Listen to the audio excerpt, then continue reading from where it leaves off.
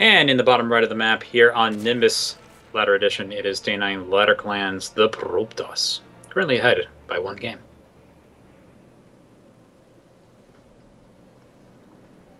In the top right part of the map, we have his opponent, our purple Protoss player. It is USA 1's Shadver, which, by the way, yes, your eyes were not fooling you during the game loading screen. Actually, I'm not sure if it was up there. But Shadver is currently Diamond and Protoss is currently Platinum. So the obvious favorite, and not to mention he's actually been playing a lot recently, whereas not as much on Protoss' side here. So Protoss is not necessarily our favorite tonight, but he's coming out pretty strong, so I'm really excited to see where this goes. Now, this map is... oh, it's not Foxtrot that's like this. I take that back. I'm sorry. I still don't have these maps completely sorted out in my head, but as you can see, Nimbus is really strange. Like, if you look at the positioning of the natural... Unlike most maps, the natural is not on the low ground of the direction. There you go. Right up here, this is actually considered the natural on the map.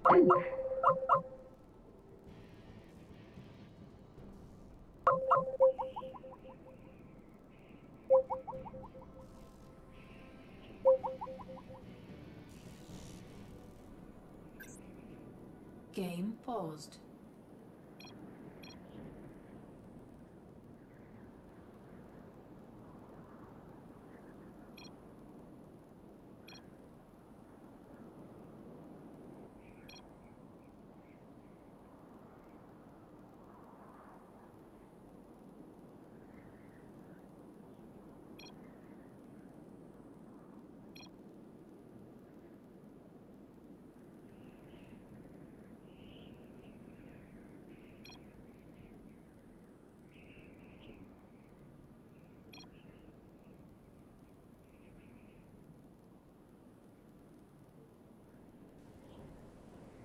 Welcome back. Okay, let's... I'm ready. I think we're here. Okay. That was strange. Yeah, it was kind of odd. It was out of the blue. It wasn't stuttering or anything, so I think we're good now. Okay.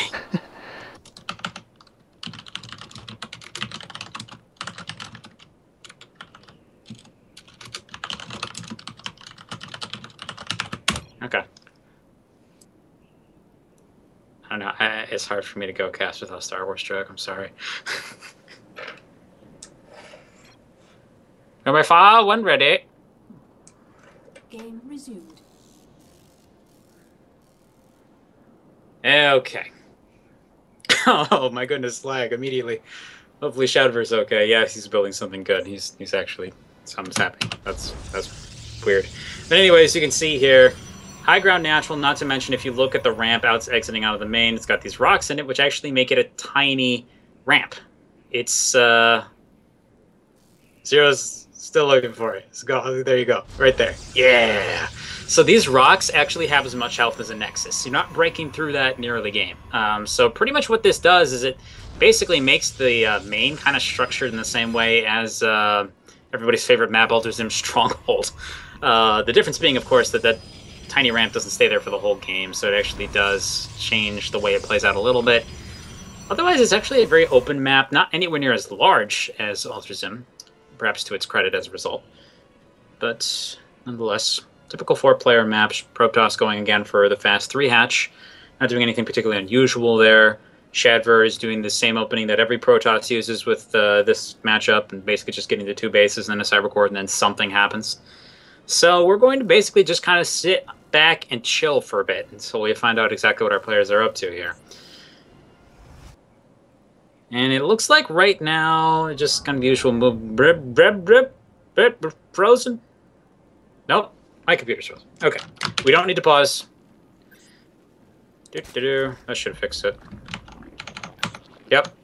I don't know why. If you ever get this bug, just kind of like random technical moment for anybody listening. If you ever get a bug where StarCraft's screen just freezes or goes black, and you're using a PC and not a Mac, I don't know what you do if you got a Mac, but you Control-Alt-Delete to bring up the selection screen. Don't even go to Task Manager, just hit cancel, and that usually fixes it. So, problem solved. Anyway, more to the point. Spending a lot of Chrono Boost on probes, not particularly unusual. Usually you do something like that. But a Sentry. Okay. This is pretty important, though, usually, because if he is going to go for anything like Blink or anything like Stargate, Fast Oracles, DTs, you need that gas. A lot of the time, you don't necessarily see the sentries. Where this does come into play is in certain types of gateway play, because you do need some kind of defense, especially against early banelings. And not to mention, you do need some kind of... this does actually work as a setup for airplay as well. I'll be particularly interested to see if Shadver goes for that. Again, not really sure on his tendencies as a Protoss player. We'll have to wait and see. Ah, it's Robo. Okay.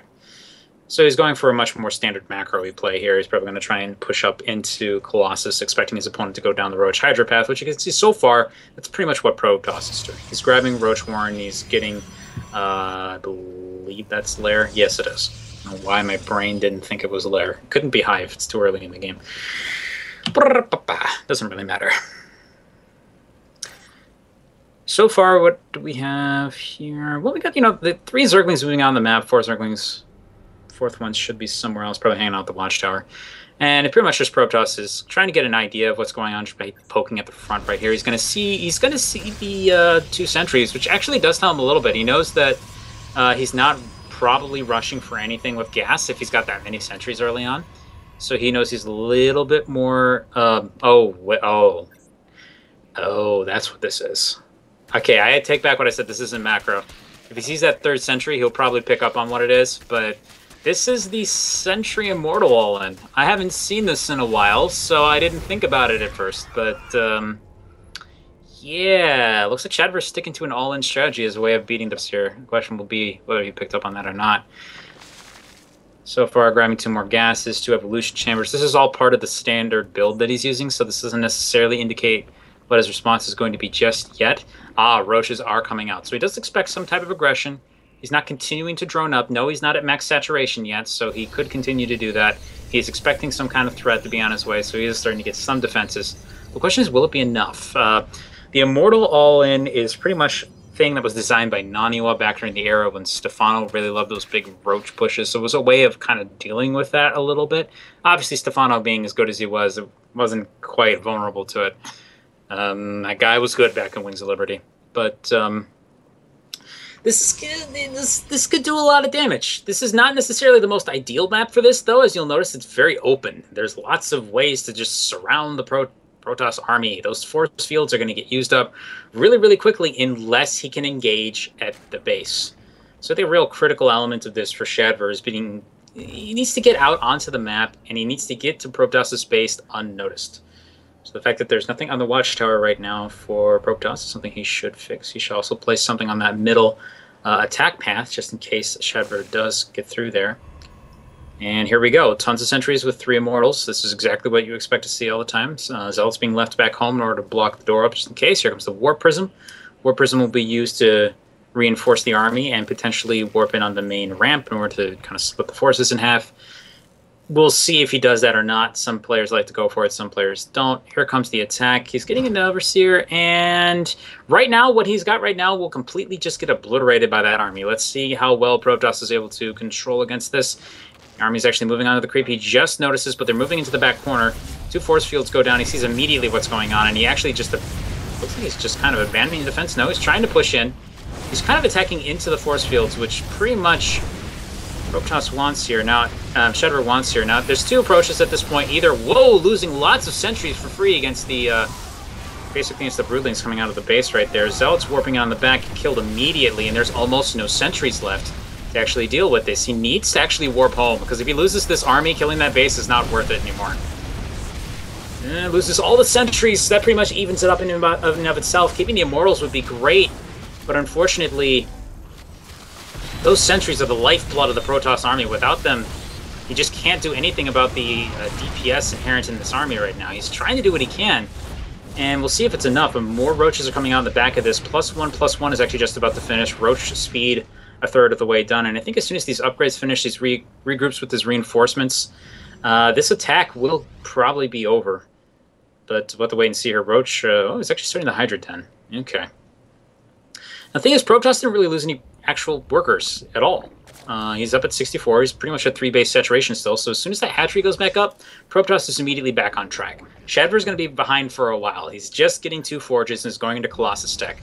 So this army can't really be reinforced so great anymore. He's going with a lot of zealots. We'll see how well that works here. Sees the type of the army that's there, and looks like Shadver's just going to back off.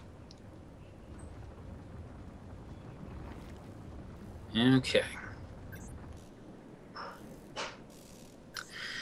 So it looks like our little fight here is going to be held off for a little. Is just going to hold off to later in the game. Now the thing is, unfortunately, Shadver, he did some damage there, but since his army strength is going to be so much lower than normal for pretty much the rest of this game, losing the forward pylon as well.